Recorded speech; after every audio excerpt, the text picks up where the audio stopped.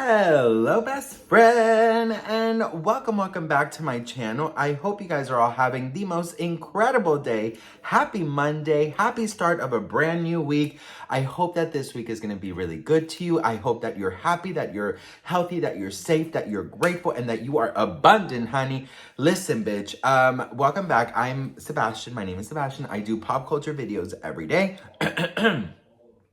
So if you're looking for a new messy best friend, you have found me. Make sure you hit that subscribe button. I would be really grateful. All right, you guys, this video is going to be very different.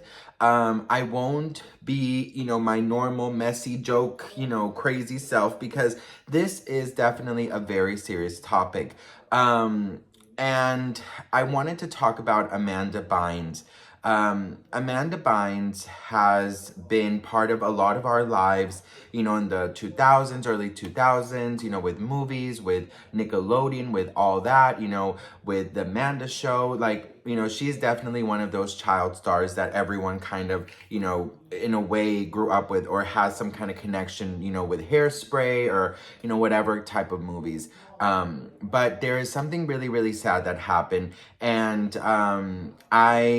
I wanted to share it with you guys because I think it's very important to have a conversation about mental health while we can, right? And while we are able to hopefully have enough time to reach out to those who really might need a helping hand.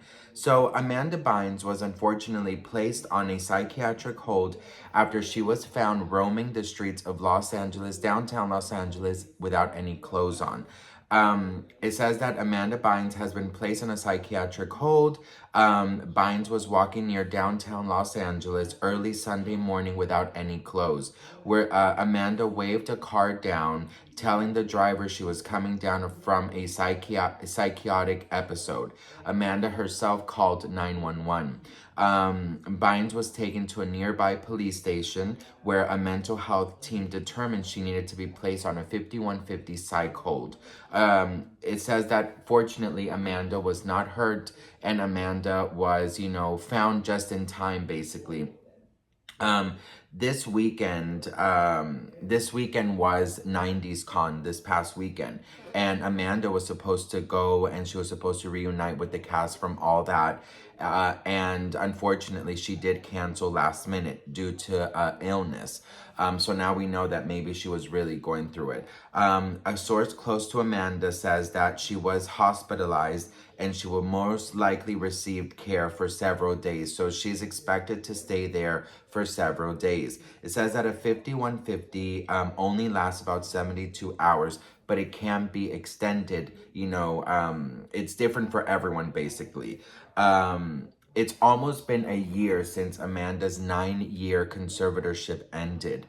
I know that there has been a lot of drama with her ex-boyfriend or current boyfriend.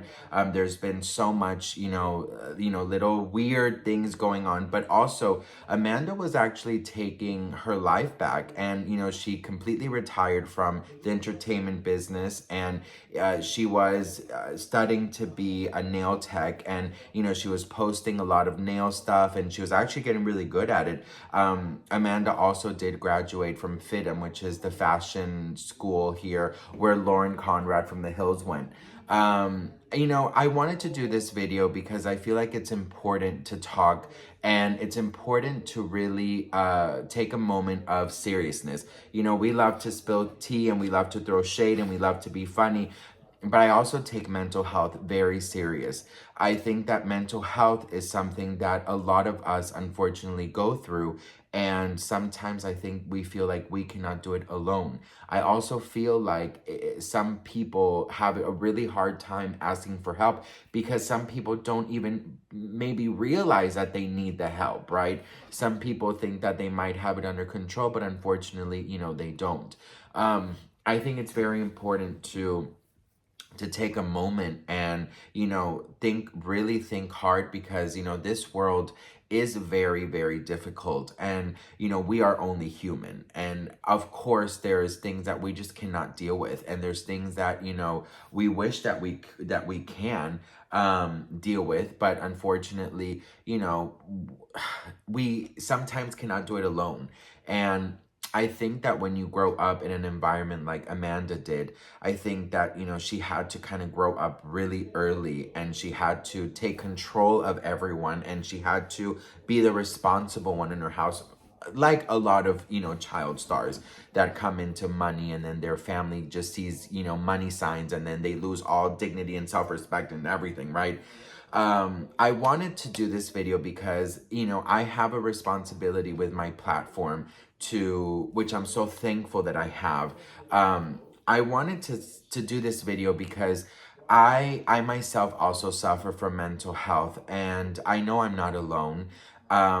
I know that sometimes our mental health kind of forces us to we feel like we're locked in a cave of loneliness, and that we are completely alone and we have nobody around, because that is what, in my opinion, mental health illness wants you to believe, that you are alone, that nobody cares for you. And maybe, unfortunately, for some cases that is the case. Maybe you are completely alone, maybe you have been completely disowned by family and friends, and you don't have anybody. But then here comes the part that I want you guys to really focus on, is I have witnessed that our online community that we are building, our family, a lot of special relationships have come from there, and a lot of you guys have become friends with each other. And I know that in my comment section, it is a safe place for you to talk. It's a safe place for you to express yourself. Sometimes, of course, there's the trolls, and obviously that, you know, it just comes with the territory.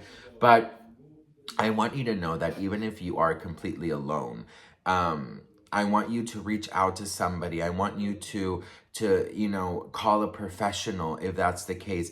You don't have to go through this alone. You don't have to go through the darkness by yourself. I promise you that there will always be a hand that you can hold throughout the dark process. I wanted to share with you guys. I feel in my heart that, you know, we are entering a moment in the world and human race that mental illness is really, you know, really big. And I feel like we cannot take that for granted. I feel like if you know somebody that might be going through something, reach out, you know, allow them, just remind them that they're not alone. They might not respond, you know, they might leave you unread, but they see it. I have lost a really amazing friend who I consider my best friend to mental illness. She completely, you know, unfortunately, kind of just allowed her or not, I mean, it really wasn't even up to her. I don't believe that you have a choice when you have mental health issues, but the mental illness took over, basically. And I'm here to say, please reach out to those in need, because or that you might think that are in need. Most likely they won't reach out and ask for help. Most likely they keep to themselves, because I can speak on it because I lived through it, right? I know what it's like to be so down, and to think you have nobody, to think, you know, you are completely alone.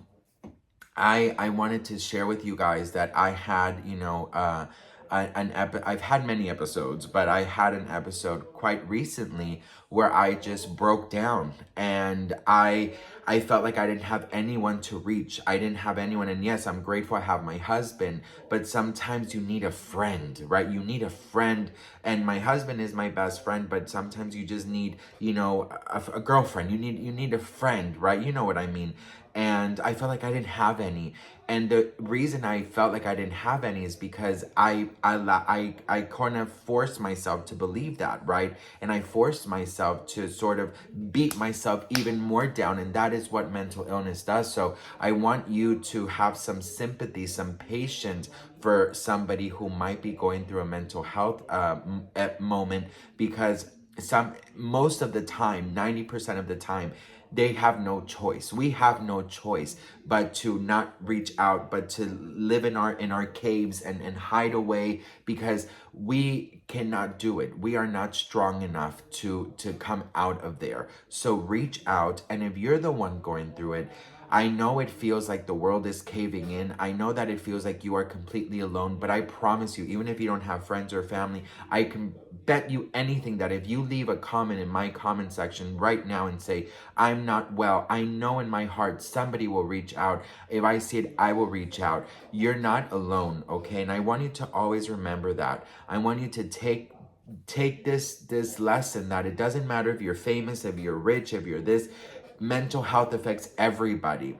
And most of the time we cannot do it on ourselves. So seek professional help if you must. Reach out to somebody, reach out to those who you might think are going through it, because we love, like I said, we love to throw shade, we love to spill tea, we love to do this, but mental health for me is my priority. And I want to make sure that if I have this platform, that I could talk about how important it is to understand that we don't know, we cannot see what people are going through deep down inside. We only see smiles, but we don't see what with the storm that goes up here. And that's the truth right there, honey, because you can put on a fucking show, but up here, it's a whole fucking tsunami of emotions, of feelings, and of thoughts. So I love you all. You're not alone. I'm grateful for you. And please today take a moment to pray and to wish well to those who really need it, and reach out to somebody if you really feel like you can't do it alone.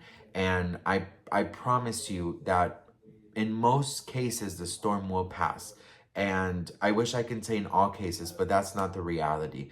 I love you all. I'm grateful for you. And thank you guys so much for allowing me to do a different type of video, because I just really wanted to share that, you're not alone and I love you. That's it. Okay, bye. And Amanda, girl, I really do wish you well. And I'm praying for you really hard, and to everyone out there who's going through a really bad storm right now. Bye.